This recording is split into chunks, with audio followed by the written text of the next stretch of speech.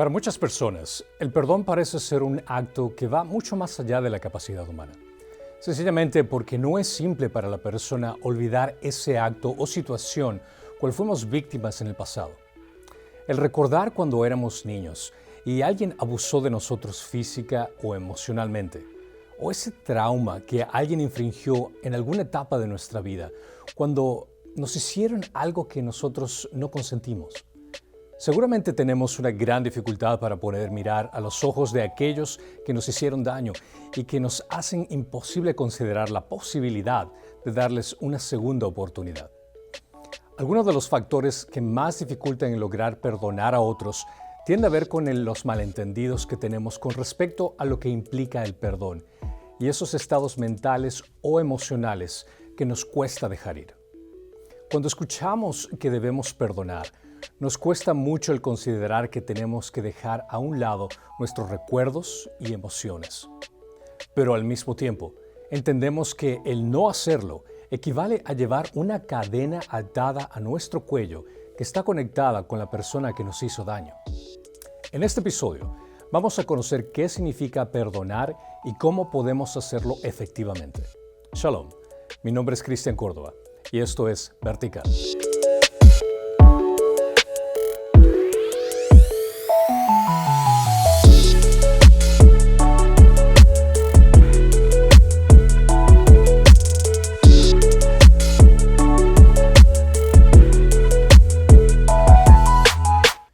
El perdón es un acto de liberar a alguien de una obligación que tienen hacia ti, que es el resultado de un mal que han hecho en tu contra. Por ejemplo, una deuda que se perdona cuando liberas a tu deudor de su obligación de pagar lo que te debe. El perdón entonces involucra tres elementos: una ofensa o una deuda, la deuda resultante de la lesión y una cancelación de la deuda.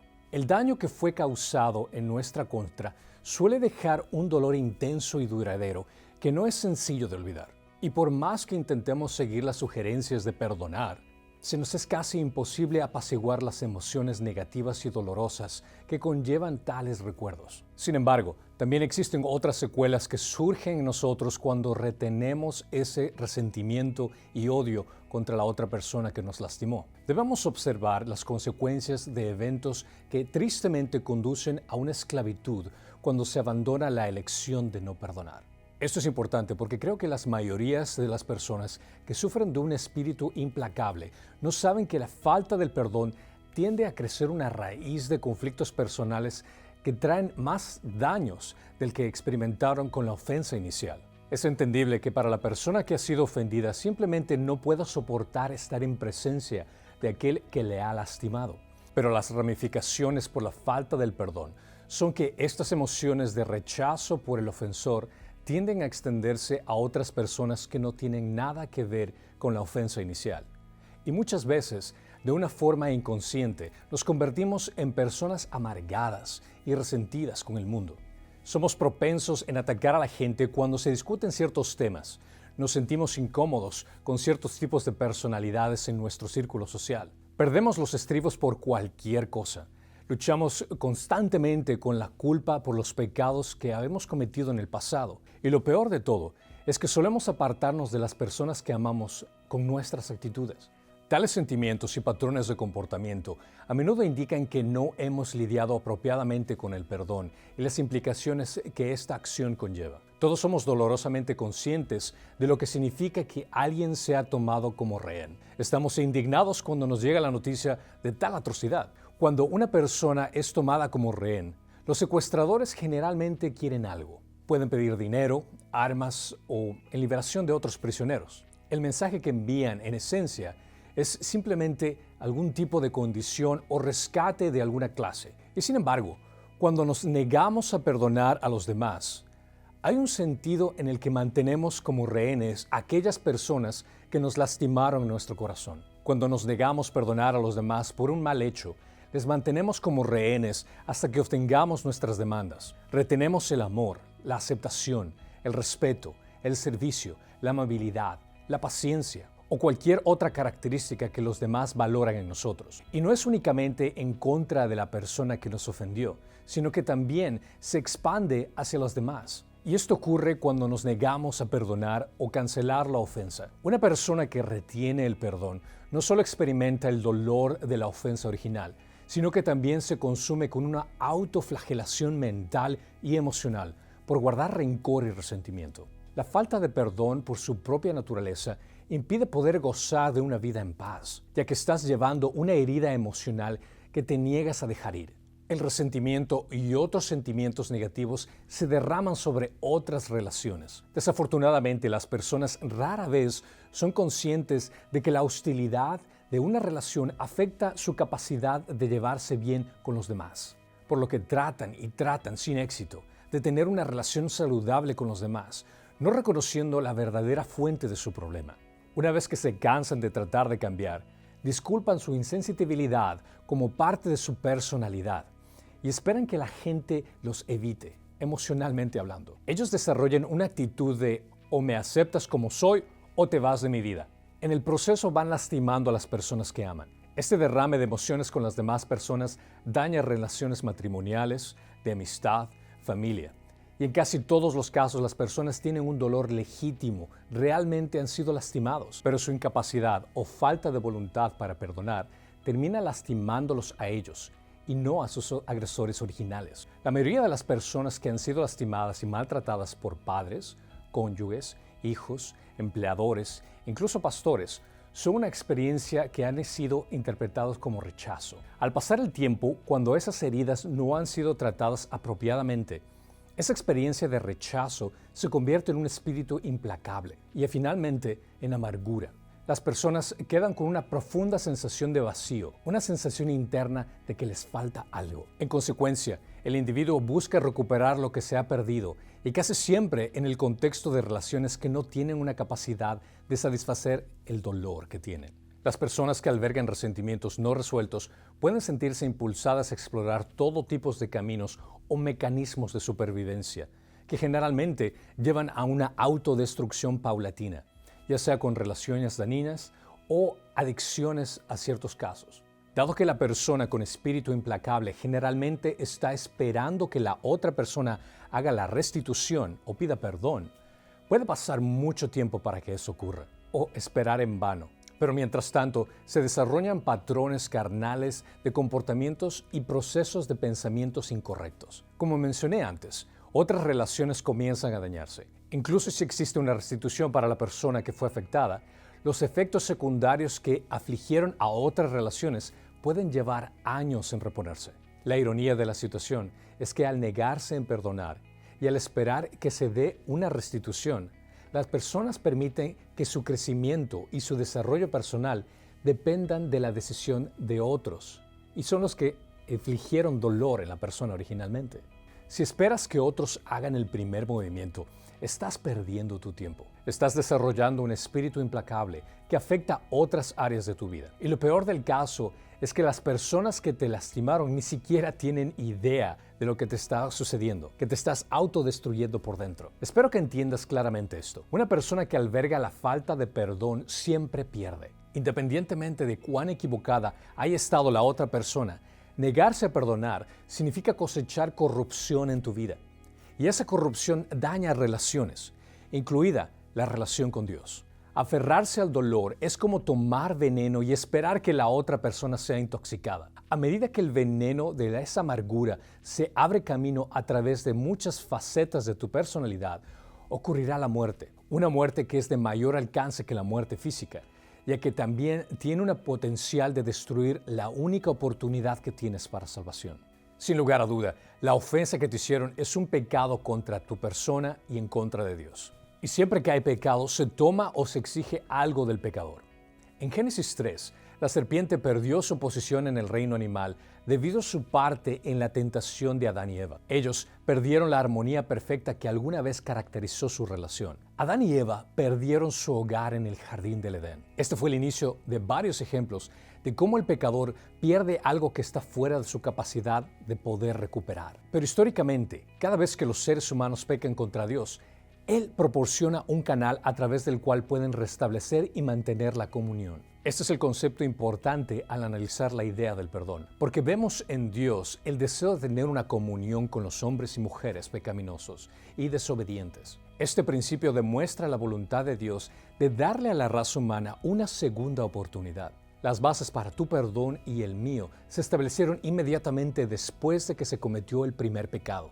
Y Dios ha estado construyendo sobre esta base desde ese entonces. Dios tenía todo el derecho de romper su relación con la humanidad después de que Adán y Eva pecaron en el jardín. Pero el amor de Dios por nosotros es tan fuerte que retrasó su ira para darnos una segunda oportunidad. Cuando pecamos contra Dios, es natural el considerar que Él quiera una retribución por nuestro comportamiento inmoral. Pero hay algo que Dios quiere más que una retribución. Hay algo que desea más que simplemente recibir un reembolso por la falta de respeto que se le muestra. Dios quiere comunión con nosotros. Considera esta importante pregunta. ¿Te das cuenta que el Dios del universo desea tener una comunión contigo? Y puedes decir, pero tú no sabes lo que yo he hecho. Y te entiendo. Pero cualquier cosa que hayas hecho palidece en comparación con el pecado de Adán y Eva. Ellos trajeron el pecado a la raza humana. Su pecado provocó la maldición de Dios en toda la tierra. Su pecado hizo que la muerte sea una realidad para todo el que respira, tanto humanos como animales. Sin embargo, después de todo esto, Dios todavía se preocupó lo suficiente por Adán y Eva como para matar a un animal y hacer prendas de piel para cubrir su desnudez y ocultar su vergüenza. Aunque su pecado no fue quitado, fue cubierto hasta que algo permanente pudiera hacerse. Cuando un animal fue asesinado para proporcionar las pieles de Adán y Eva, se inició un sistema de sacrificios. Era un sistema que permitía a Dios y a su pueblo tener compañerismo una vez más. La gente le dio la espalda a Dios, y Dios inmediatamente se puso a trabajar en recuperar esta relación. Esta observación del Antiguo Testamento sería suficiente para convencernos de que Dios es un Dios de amor y perdón. Y en el Nuevo Testamento encontramos que aplica estos mismos principios de perdón por medio de Jesucristo. Usar la analogía de endeudamiento al hablar sobre el pecado y sus consecuencias encaja perfectamente con el enfoque del tema del Nuevo Testamento. Pablo escribe, «Y cuando estabais muertos en vuestros delitos y en la incircuncisión de vuestra carne, os dio vida justamente con él, habiéndonos perdonado todos los delitos, habiéndonos cancelado el documento de deuda que consistía en decretos contra nosotros y que nos era adverso, y lo ha quitado de en medio, clavándolo en la cruz». El perdón es la forma en que Dios nos hace vivos. El perdón entonces es la cancelación de una deuda. En cierto sentido, cada uno de nosotros teníamos un certificado de deuda, y la muerte de Cristo canceló ese certificado. Pablo dice, y lo ha quitado de en medio, clavándolo en la cruz. En esa época, un ex deudor colocaría ese certificado de una deuda cancelada en un lugar público para que todos se enteren de que su deuda ha sido pagada. Pablo utiliza esta práctica y dice que nuestra deuda fue clavada en la cruz con Cristo, lo que significa que se había pagado por completo. Si hemos entendido correctamente la analogía de Pablo, no hay duda de que el perdón total del pecado viene por medio de Jesucristo y que incluye a todos los pecados, los que cometimos, los que estás haciendo y los que vamos a cometer. Desde un punto de vista de la cruz, todos nuestros pecados se encuentran en el futuro, y era desde esa perspectiva con la cual fueron tratados. Así que Pablo pudo decir, «Y cuando estabais muertos en vuestros delitos, y en la incircuncisión de vuestra carne, os dio vida juntamente con él, habiéndonos perdonado todos los delitos». Puedo darte la seguridad que si has confiado en la muerte de Cristo en la cruz como paga de tus pecados, todos tus pecados han sido perdonados. Todos estamos condenados en Cristo y todos podemos ser perdonados a través de Él. No importa lo que hayas hecho, cuántas veces lo hayas hecho o a quién hayas lastimado, Dios te ha perdonado por su sacrificio en la cruz. Cuando en arrepentimiento pides a Jesucristo que sea tu Señor y Salvador. Al asumir la responsabilidad de nuestros pecados, Cristo se puso voluntariamente en una posición en la que ya no tenía comunión con el Padre Celestial por cargar tus pecados en la cruz. Piensa por un momento, ¿qué sucedería si la persona que más amas, la persona cuya aprobación valoras más que nadie, repentinamente te abandona? Es posible que hayas experimentado un dolor así. Es un tipo de dolor que no desearías ni a tu peor enemigo. Sin embargo, Cristo se ofreció a sufrir ese tipo de dolor multiplicado infinitamente, porque era la única forma en que Dios podía recuperarte. Era la única forma en que podría arreglar tu perdón. Después de convertirse en pecado por nuestro bien y en sufrir el castigo que merecíamos, Cristo fue aceptado nuevamente en la comunión con su Padre Celestial. Dios quiere que vivamos con la seguridad perfecta de que estamos completamente perdonados en todos nuestros crímenes y ofensas en contra de Dios. Y la ley se introdujo para que abundara la transgresión, pero donde el pecado abundó, sobreabundó la gracia, para que así como el pecado reinó en la muerte, así también la gracia reine por medio de la justicia para vida eterna, mediante Jesucristo nuestro Señor. Al utilizar el mismo sentido del amor vertical de Dios, podemos también entender el perdón vertical de Dios. Al comprender que el amor no es un sentimiento lleno de emociones alegres, sino una decisión voluntaria, una acción de entrega y búsqueda del bienestar de la persona a cual se le despliega ese amor. De la misma forma, el perdón no es un sentimiento emocional que se otorga únicamente cuando percibes emociones placenteras. El perdón es una decisión de liberar a otros de una deuda incurrida cuando hemos sido perjudicados o lastimados. Así como Dios nos otorgó ese amor y perdón vertical, tenemos la capacidad de experimentar ese amor y perdón vertical para dar a los demás de forma horizontal. Cuando perdonamos, asumimos la pérdida. Liberamos a otros de la esclavitud de la remuneración material o del endeudamiento emocional. Si nos negamos a perdonar, nos unimos a un espíritu implacable que está acompañado de tensión, contienda, presión, irritación, frustración y ansiedad. Pero la motivación principal para otorgar ese perdón es reconocer que la voluntad del Padre es que seamos indulgentes con los demás. Y negarnos a perdonar a nuestros delincuentes no solo perjudica nuestra relación con los que nos rodean, sino que también perjudica nuestra comunión con Dios. No podemos estar bien con Dios y ser implacables con los demás. El perdonar es absolutamente esencial si queremos caminar en comunión con nuestro Padre Celestial, cuyo perdón hacia nosotros es eterno, cuyo amor incondicional hacia nosotros no puede ser disminuido y cuya gracia hacia nosotros nunca puede ser frustrada. Y es muy posible que en este momento estés pensando que la idea de perdonar a alguien sea absurda para ti, ya que el dolor es muy intenso y latente. Puedes excusar que tus circunstancias son tan malas que nunca podrías perdonar a la persona o personas que te lastimaron. Si no estás dispuesto a perdonar, puede ser que tal vez tu indisposición pudiera ser el resultado de un egoísmo. ¿Has sido herido? ¿Algo injusto te ha sucedido? ¿No te saliste con la tuya? ¿Y te preocupas solo en tus derechos y en tus sentimientos? ¿Estás esperando que el mundo venga a ti a pedirte perdón antes de que estés dispuesto a perdonar? Después de todo, piensas que fue culpa de otras personas. Vives en una prisión hecha por tus emociones y expectativas. Es egoísmo porque tienes la capacidad de hacer algo al respecto si así lo eliges, pero puede que seas demasiado egoísta para dar el primer paso. Quizás tu problema es el orgullo. Cuando hay un orgullo en el corazón, es muy difícil perdonar. Cuando tienes orgullo, tu primer pensamiento te dice, mira lo que me han hecho. Si los perdono van a pensar que soy una persona débil y no tengo una columna vertebral. El orgullo te dice que tienes que vengarte con aquellos que te lastimaron. Albergar la ira en tu corazón hace que te sientas como que si te estás vengando, pero de hecho, solo te destruye a ti. El verdadero problema es que cuando te propones a vengarte, incluso si es que es en tu mente, estás asumiendo una responsabilidad que solo Dios tiene. Amados, nunca os venguéis vosotros mismos, sino dad lugar a la ira de Dios, porque escrito está, mía es la venganza, yo pagaré, dice el Señor. Él es el juez. Y en el momento adecuado, los que te han herido van a pagar la sanción por su pecado. Pero tristemente, tú también, si no perdonas. Pero tú, ¿por qué juzgas a tu hermano?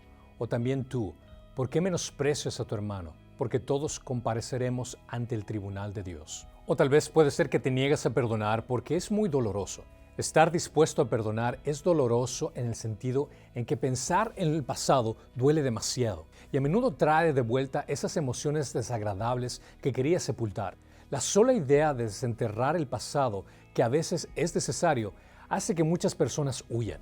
Esto es especialmente cierto para aquellos que fueron heridos de niños. Los casos relacionados con abuso infantil, incesto, violación o golpizas severas. Si es que este es tu caso, considera que Dios quiere realizar una cirugía espiritual en tu vida. Él quiere quitar la amargura y el dolor que salen a la superficie cada vez que se toca esa llaga. Te va a doler, pero Él te curará.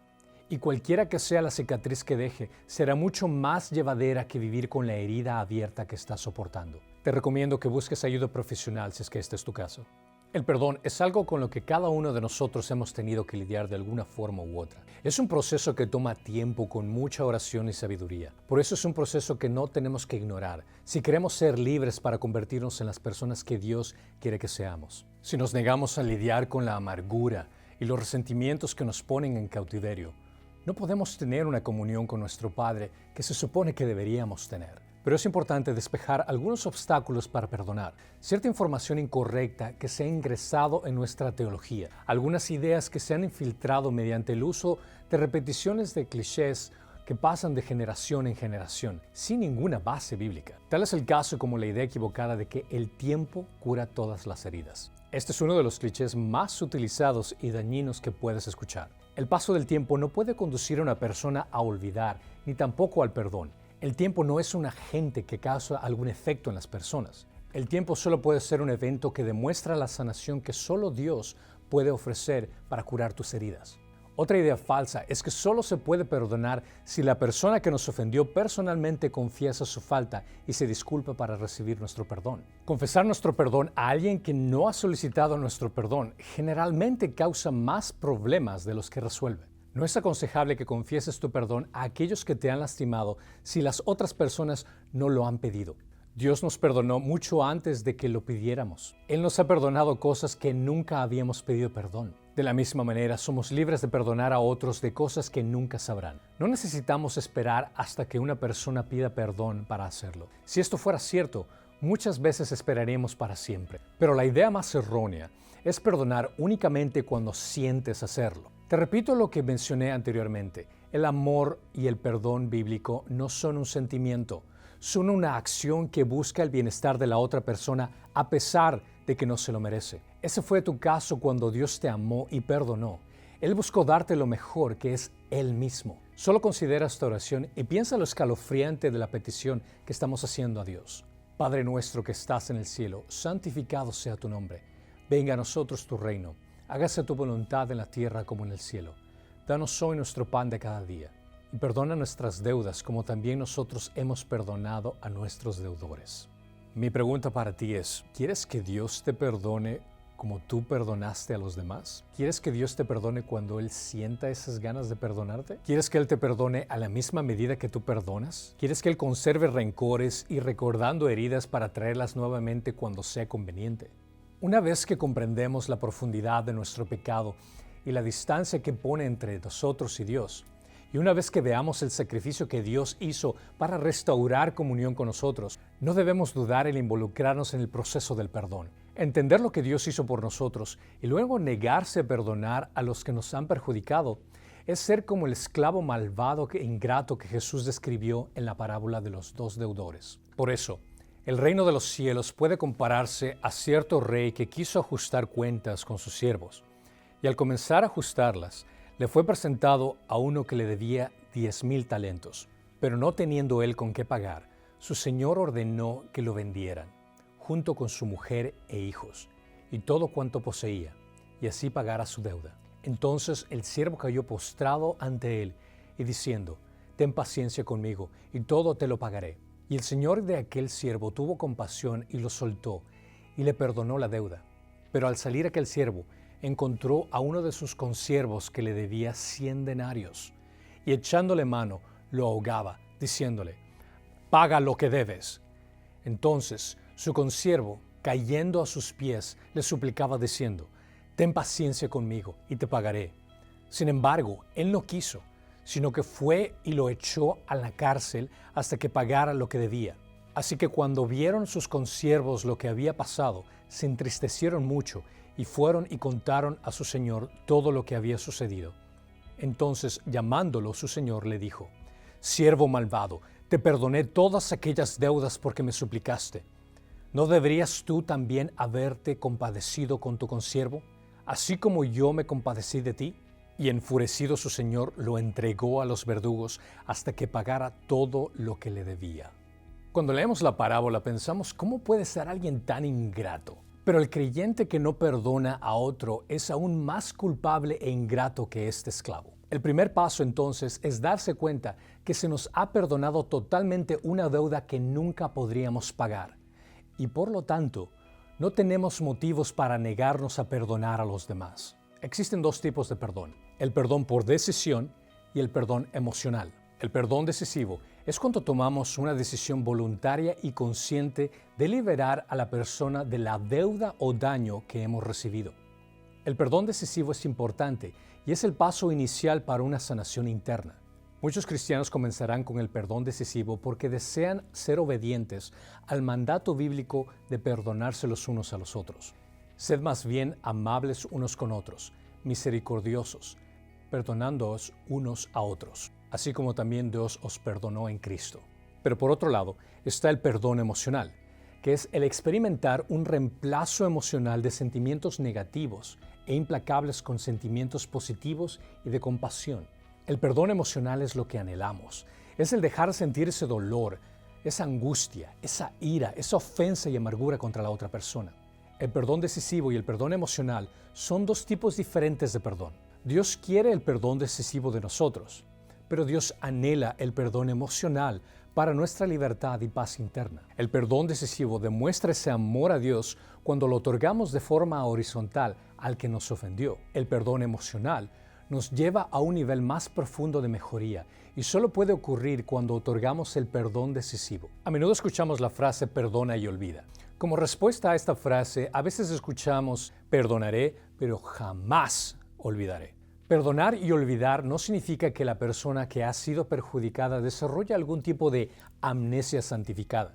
Una persona que ha sido abusada nunca olvidará lo que sucedió. Sin embargo, es posible también olvidar, siempre y cuando se tenga en cuenta la definición bíblica de olvidar. En la Biblia, recordar y olvidar no tiene que ver con la retención de información en el cerebro.